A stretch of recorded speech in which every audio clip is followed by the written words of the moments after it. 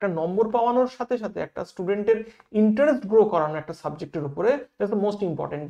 যদি একটা মানুষের একটা সাবজেক্টে ইন্টারেস্ট গ্রো করে কনসেপ্ট ক্লিয়ারের সাথে সাথে, তাহলে কিন্তু সে সেই সাবজেক্টটা ফ্লারিশ করে যায়। And most important thing is that if I just want to develop in a particular subject, I have to get some interest in that subject. I have to love that subject. আমাকে সেই সাবজেক্টটাকে ভালোবাসতে হবে। সেই ভালোবাসাটা তৈরি করা কিন্তু আমরা বিদ্যানেস থেকে তৈরি করি। এখন আমরা আছি বিদ্যানেস কলকাতা।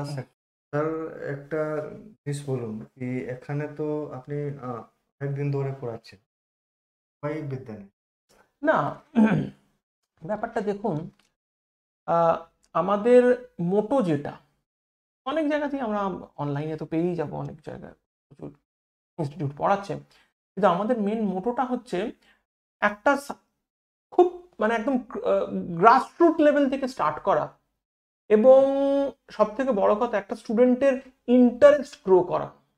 একটা নম্বর পাওয়ানোর সাথে সাথে একটা স্টুডেন্টের ইন্টারেস্ট গ্রো করানো একটা সাবজেক্টের উপরে, দ্যাটস দ্য মোস্ট ইম্পর্টেন্ট। যদি একটা মানুষের একটা সাবজেক্টে ইন্টারেস্ট গ্রো করে কনসেপ্ট ক্লিয়ারের সাথে সাথে, তাহলে কিন্তু সে সেই সাবজেক্টটা ফ্লারিশ করে যায়। And most important thing is that if I just want to develop in a particular subject, I have to get some interest in that subject. I have to love that subject. আমাকে সেই সাবজেক্টটাকে ভালোবাসতে হবে। সেই ভালোবাসাটা তৈরি করা কিন্তু আমরা বিদ্যানেস থেকে তৈরি করি। আমাদের তার একটা সাবজেক্ট কিভাবে ভালোবাসবো, যতক্ষণ না পর্যন্ত আমাদের ব্যাপারগুলো যে ফিজিক্সের যে ইনডেপথ কনসেপ্ট আছে সেগুলো যতক্ষণ না ভালো করে বুঝতে পারছি, যতক্ষণ না পর্যন্ত সেটাকে অ্যাপ্লাই করতে পারছি আমাদের প্রবলেম সলভিং এর ক্ষেত্রে, ততক্ষণ কিন্তু ইন্টারেস্ট আসবে না, আমরা ভালোবাসতে পারবো না সাবজেক্ট। তো এই জিনিসটা কিন্তু আমরা একদম গ্রাউন্ড লেভেল থেকে স্টার্ট করছি, একদম ধরে ধরে বোঝানো, যাতে মানুষ প্রত্যেকটা স্টুডেন্ট যাতে ইন্টারেস্ট পায়, তারা সাবজেক্টটাতে গ্রো করতে পারে, এবং ন্যাচারালি যে কেউ যদি একটা সাবজেক্টকে ভালোবেসে ফেলতে পারে, সে সেই সাবজেক্টের উপরে স্পেশালাইজড হয়ে যায়, এ নিয়ে কোনো সন্দেহ নেই।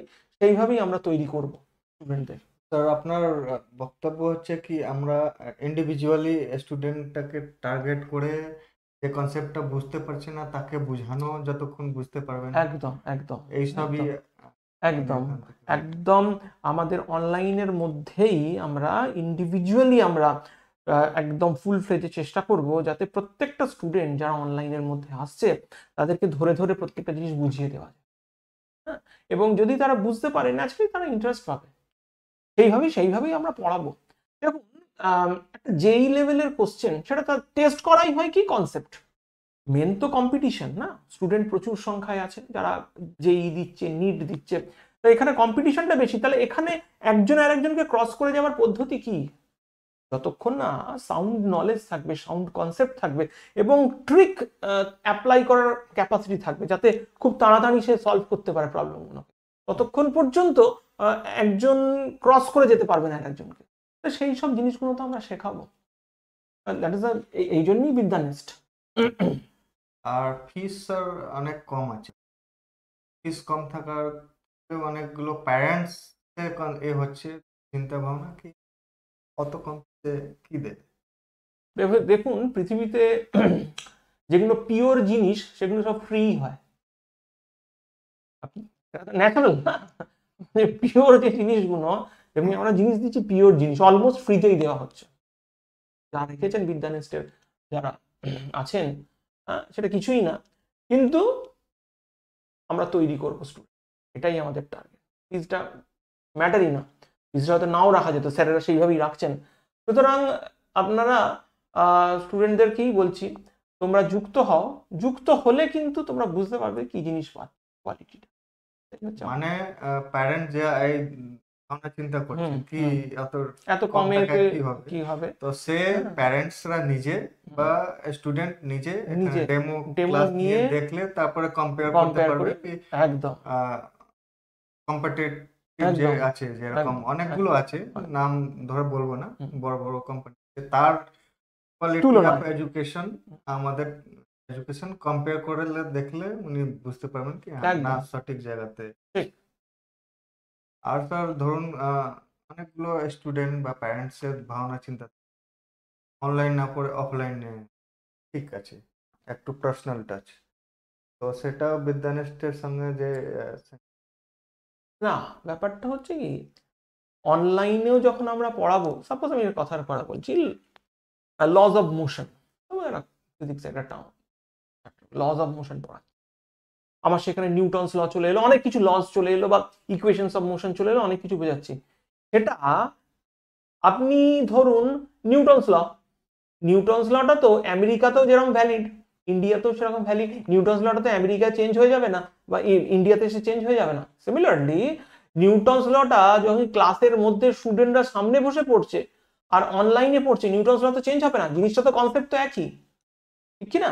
তো এই কনসেপ্টটাকে কে কত ভালোভাবে বোঝাতে পারে টিচাররা, তার উপরেই নির্ভর করছে। এটা অনলাইন অফলাইনের ম্যাটার না, হ্যাঁ, এটা হচ্ছে কনসেপ্ট ক্লিয়ার করার ব্যাপার, একটা থিওরি বুঝিয়ে এবং সেটাকে অ্যাপ্লাই করতে শেখানোর ব্যাপার।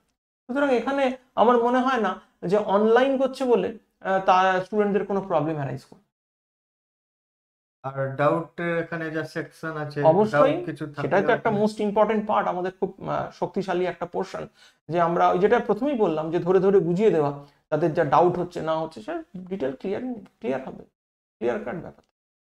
ডাউট ক্লিয়ারেন্স সেশন থাকবে, হ্যাঁ, যে যেরকম প্রশ্ন করবে তা কিছু আটকে গেল, সব কিছু ক্লিয়ার করার ব্যবস্থা, এই নিয়ে কোনো অসুবিধেই নেই।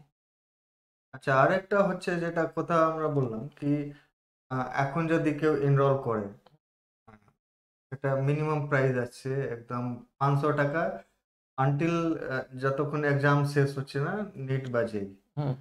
আর এই কোর্সটা যদি কেউ এখন ক্র্যাশ কোর্স যেটা এনরোল করে, যে 12 আছে, তারা আর একটা জিনিস পেয়ে যাবে, সেটা unlimited mock test for board exam. খুবই ভালো, এই জন্য স্টুডেন্টদের এই লাভটা ওঠানো উচিত। হ্যাঁ, বিজ্ঞানের যে সুযোগটা দিচ্ছে তাদের সব দিক দিয়ে, কনসেপ্ট ক্লিয়ারের দিক দিয়ে, ডাউট ক্লিয়ারেন্সের দিক দিয়ে, ক্র্যাশ কোর্সের পুরো জিনিসটাকে যেভাবে ইমপ্লিমেন্ট করা হচ্ছে, প্লাস পরীক্ষা নেওয়া, মক টেস্ট, সব দিক দিয়ে তারা বেনিফিটেড হবে।